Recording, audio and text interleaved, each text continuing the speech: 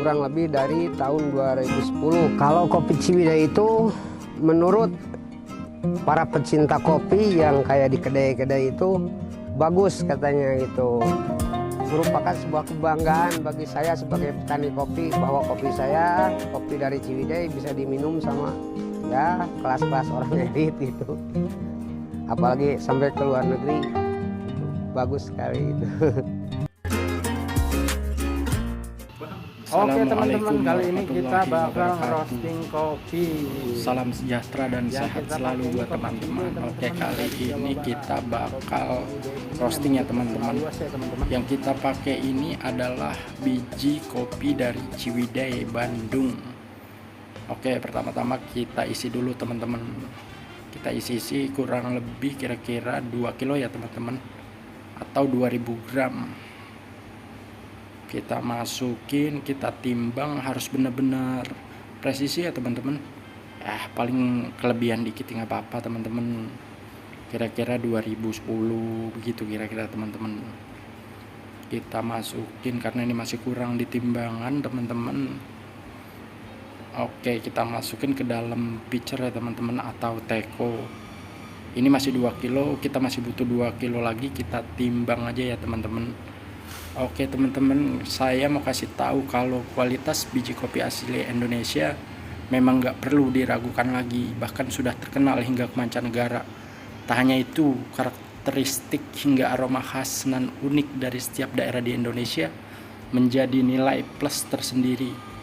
Adapun satu kopi dari wilayah Jawa Barat yang sudah siap mendunia, yaitu ini yang kita pakai, kopi dari Ciwidey, yang juga berfokus pada pengembangan hasil tani petani kopi di Indonesia, berencana memasarkan produk kopi Ciwidey dari hasil tanam yang berada di Gunung Ciwidey, Jawa Barat.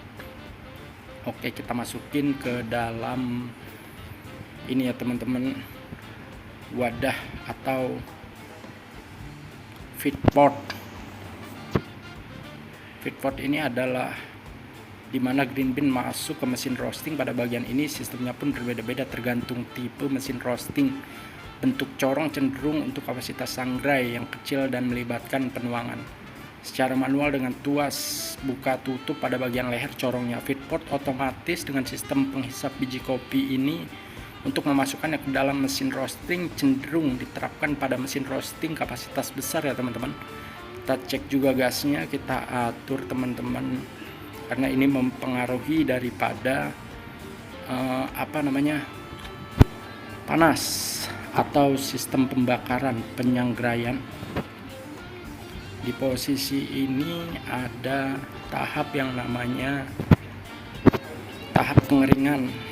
Rata-rata biji kopi mentah memiliki kelembapan sekitar 12%. Tahap pertama dari proses roasting kopi adalah mengeringkan biji kopi sebelum waktu roasting yang sebenarnya dimulai. Pengendalian suhu sangat penting selama tahap ini agar biji tidak terbakar karena terlalu banyak panas di awal.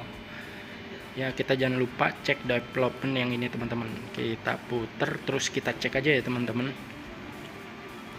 Kita angkat terus kita cek. Ini adalah posisi dimana yellow coffee atau penguningan dalam proses pemanggangan. Jangan lupa ini developmentnya kita cek terus, yaitu dimana tahap browning senyawa aromatik mulai dilepaskan. Setelah tahap pengeringan dan proses dilanjutkan ke tahap browning atau pencoklatan. Ini adalah tahap dimana proses roasting kopi mulai melambat sehingga rasa dan aroma biji kopi dapat dilepaskan sepenuhnya.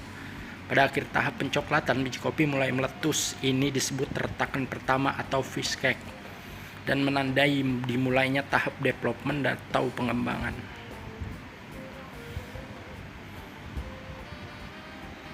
Oke teman-teman, saya mau kasih tahu lagi nih, biji kopi Ciwidey yang kita pakai ini mempunyai kualitas terbaik.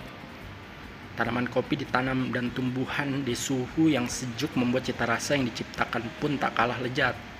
Mereka mempunyai rasa rempah yang sangat kaya dan aroma khas. Ada sensasi harum, kacang, wangi bunga, buah, dan cecapan palm sugar serta sedikit herbal. Ini merupakan langkah awal yang guna memasarkan produk Indonesia asli pada dunia.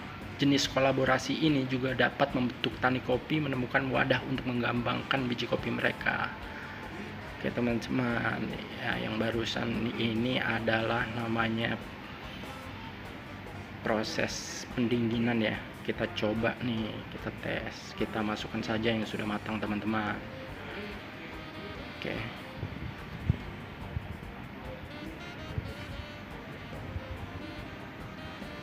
Di proses ini kita juga bisa ngeliat ya, black roast, medium dark roast.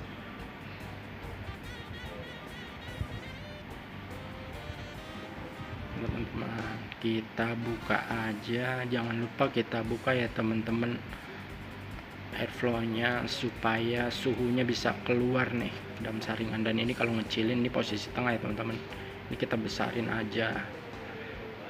Oke, kita besarin nih, kita udah nyiapin juga nih wadah, karena kita mau ngerosting banyak teman-teman, kurang lebih ya 460 kW.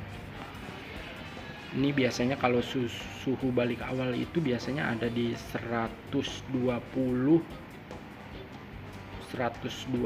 derajat Celcius ya teman-teman. Ini yang kita dinginkan, dia berputar secara otomatis. Kita juga bisa ngecek ya teman-teman, bila ada kopi yang biasanya sih ada yang kayak kebakar terlalu hitam gitu, kita buang aja teman-teman.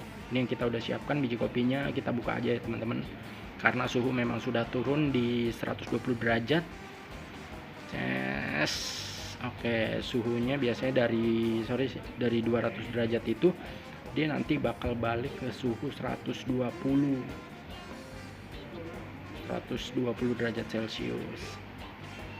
Gasnya kita cek, kita pantau teman-teman, karena ini bakal turun nih, bakal turun dulu suhunya menyesuaikan daripada si biji kopi green bean tersebut. Dia bakal turun di 120 derajat. Di tabung ini nih teman-teman, kapasitas yang kita punya ini sebenarnya maksimalnya di 5 sampai 6 kilo.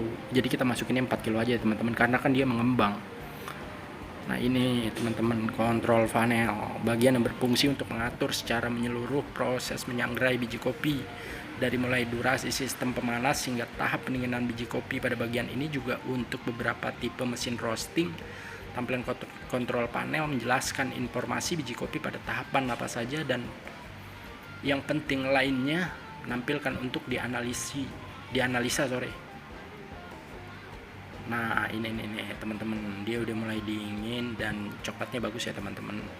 Ini kita pakai medium dark teman-teman.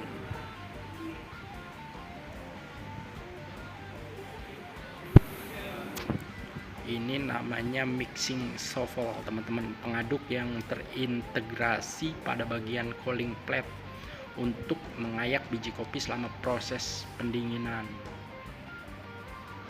Nah, dia berputar teman-teman.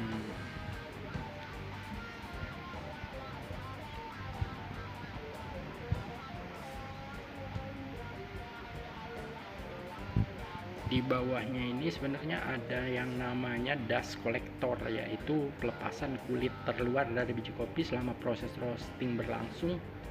Yang sudah kumpul pada bagian ini secara sistematis, nantinya kulit kering dari biji kopi Ciwidey tersebut dia akan keluar melalui pipa yang didorong oleh angin dari dust collecting fan menuju dust collector. Nah ini oke, cukup sampai di sini ya teman-teman. Terima kasih banyak yang sudah nonton.